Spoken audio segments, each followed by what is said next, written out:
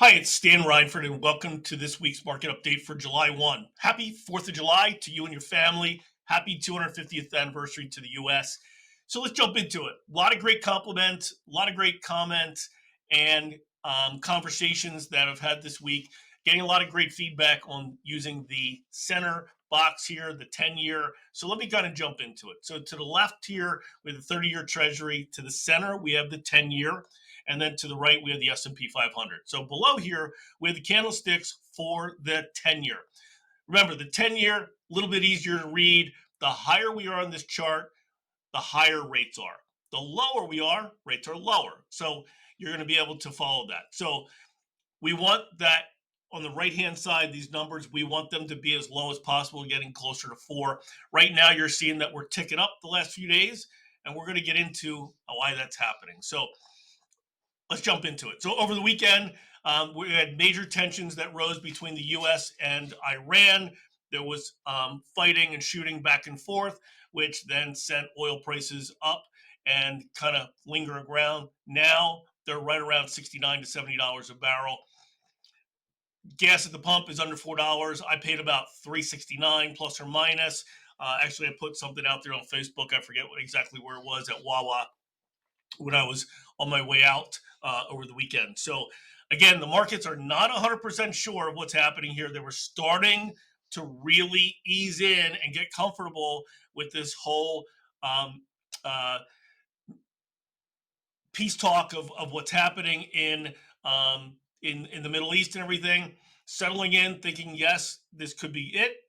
Well, and then all of this hit over the weekend. So again, fingers crossed that we get back there and that the markets are holding steady.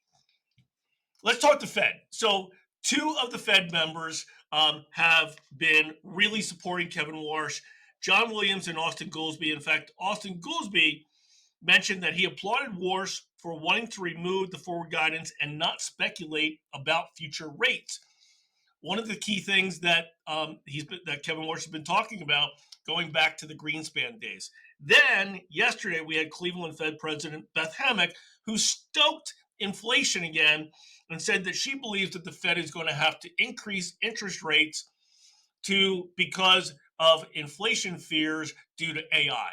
Now, they've come around from a couple different angles, and we'll have to wait and see what happens. Many people are comparing that to the tech bubble back in the Greenspan days, and what he did, he sat back and watched and waited to see what happens.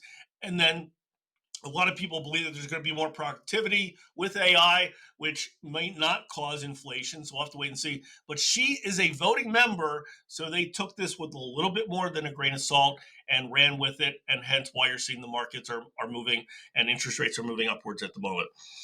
Let's talk jobs. So ADP released their June report, and there were 98,000 jobs that were created, down from 110 that they were expecting. About 48,000 of those came from education and healthcare, and then a large majority of them came from leisure and hospitality due to the World Cup. And then tomorrow we have the BLS numbers and the job claims numbers that are coming out. We'll have to wait and see. Remember, the BLS can really be a loose cannon there of what's happening and everything in the market.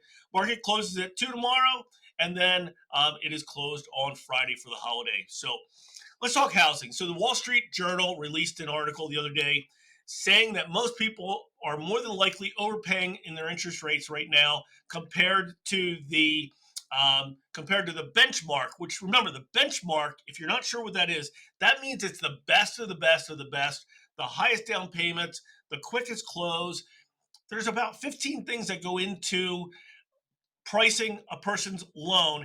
Everybody's like a fingerprint. Just look at the candlesticks down below. How much they moved during a time period. That's how much the interest rates moved during that time and what's happening on a daily basis, multiple times.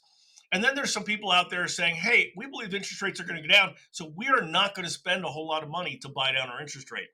So again, we'll have to wait and see. And then don't forget what I said last week.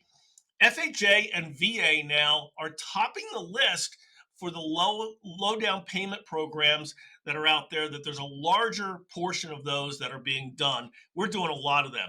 Don't forget about our FHA Boost. It's an awesome, awesome program. So comes with down payment and closing cost assistance. So interest rates. So interest rates are in the mid to upper sixes.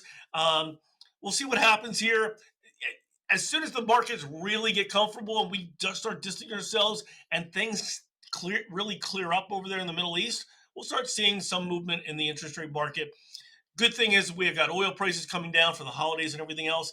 Remember, we help clients that are looking at buying or refinancing, whether that is a primary residence, second home, or investment. We help a lot of self-employed borrowers. So if you're self-employed or you know someone is, don't show a lot of income and they're having hurdles getting a mortgage, we have programs for that. If you're looking at buying an investment property and you're unemployed, guess what? There are programs to help you do that. We have them. We would love to jump in and help out however we can. So have a great day. Have a great holiday with your family. Make lots of memories and not regrets. And please forward and share. Have a great one. See you next week.